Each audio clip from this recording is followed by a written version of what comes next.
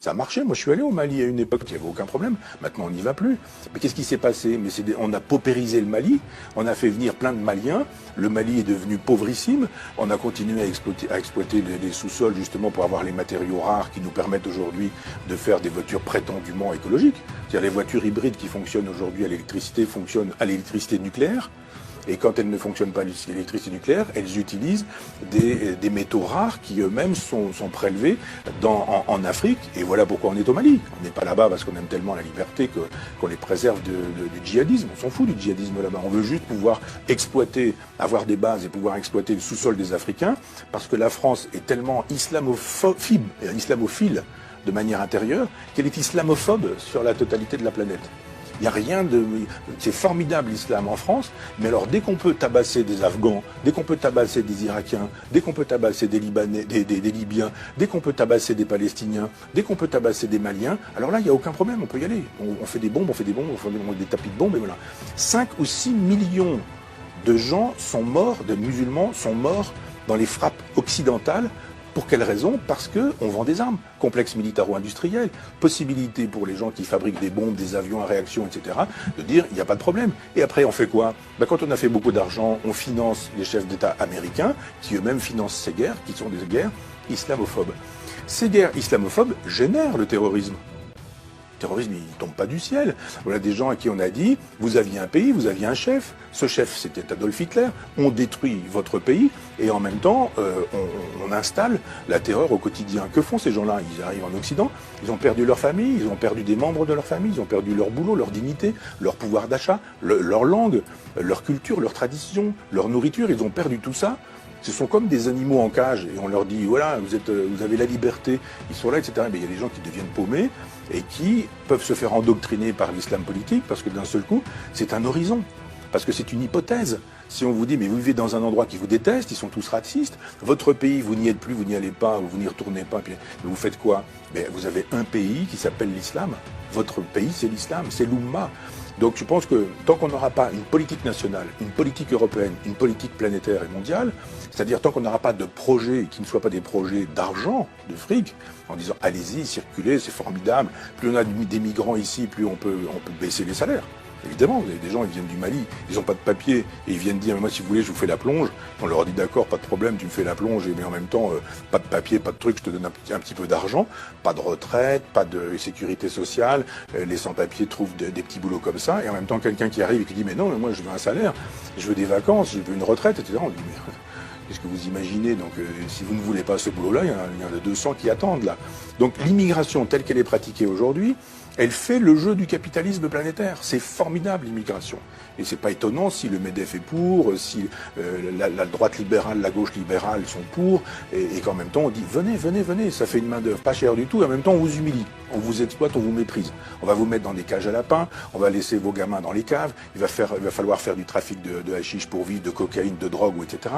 Et puis on ferme les yeux là-dessus, territoire perdu de la République, aucun problème, tout ça rend possible le business, ça rend possible le business. L'immigration est une chose qu'on ne doit pas laisser aller en disant venez quand vous voudrez, puisqu'on sait très bien que dans ces cas-là, c'est la loi de la jungle. L'immigration, c'est quelque chose qui doit être voulu entre un État, entre un continent, donc la France, l'Europe, et puis entre d'autres pays avec lesquels on passe des accords de coopération. Il faut qu'il y ait des universités au Mali, il faut qu'il y ait des hôpitaux au Mali, il faut qu'il y ait des routes, des autoroutes, il faut qu'il y ait des centrales électriques, il faut qu'il y ait des possibilités d'avoir, je sais pas quoi, des garages, des voitures, des écoles, etc. Tant qu'on ne pensera l'immigration qu'en termes de c'est bien l'immigration ou c'est pas bien, vous êtes pour ou vous êtes contre, vous êtes pour, vous êtes formidable, vous êtes contre, vous êtes comme Marine Le Pen, vous êtes un salaud. Non.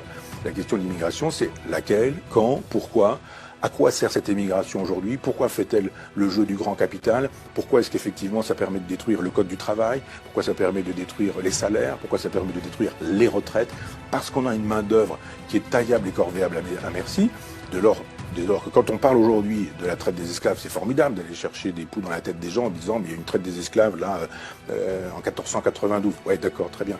Mais il y a actuellement une traite des esclaves.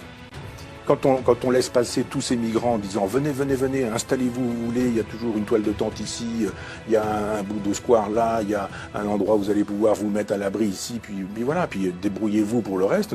Tout ça c'est formidable. Moi j'appelle ça de la traite esclavagiste. Et j'estime que si on ne pense pas l'immigration, ce que j'ai essayé de faire un peu rapidement, si on ne pense pas des solutions à la question inévitable de l'immigration, bien sûr qu'il y en a toujours eu, il y en aura toujours, et on n'arrête pas l'immigration en remettant les gens à la mer, ou en remettant les gens sur des bateaux, en les renvoyant chez eux, ça n'a aucun sens. C'est la thèse de l'extrême droite, c'est pas la mienne. Mais c'est juste de dire quelle politique de l'immigration pouvons-nous avoir qui serait une politique de civilisation. On est en train de détruire les civilisations. Moi, j'adore l'art africain, je collectionne un peu d'art africain. Je suis curieux de ces civilisations-là. Que sont-elles devenues ? Que sont-elles devenues ? La civilisation, c'est quoi pour ces gens-là ? On a détruit leur peuple, leur langue, leurs coutumes, leur façon de s'habiller. Ils sont tous avec des Nike, des machins, des téléphones portables, etc. On dit, mais c'est ça que vous voulez, un grand marché planétaire ?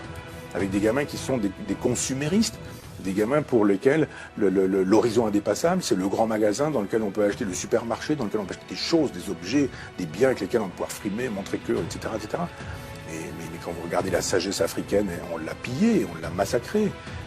C'était une sagesse extraordinaire, sagesse panthéiste, de rapport à la nature, au temps, aux éléments, à la nuit, au jour, aux étoiles. Moi, j'ai adoré en Mauritanie entendre des conteurs me raconter des choses alors qu'on avait l'impression sur le toit d'une maison qu'il suffisait de tendre le bras pour décrocher des étoiles.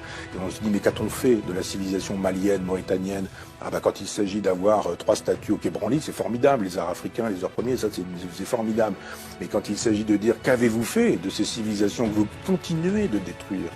L'immigration sauvage et libérale, comme elle est pratiquée, est un génocide de civilisation. On tue les civilisations.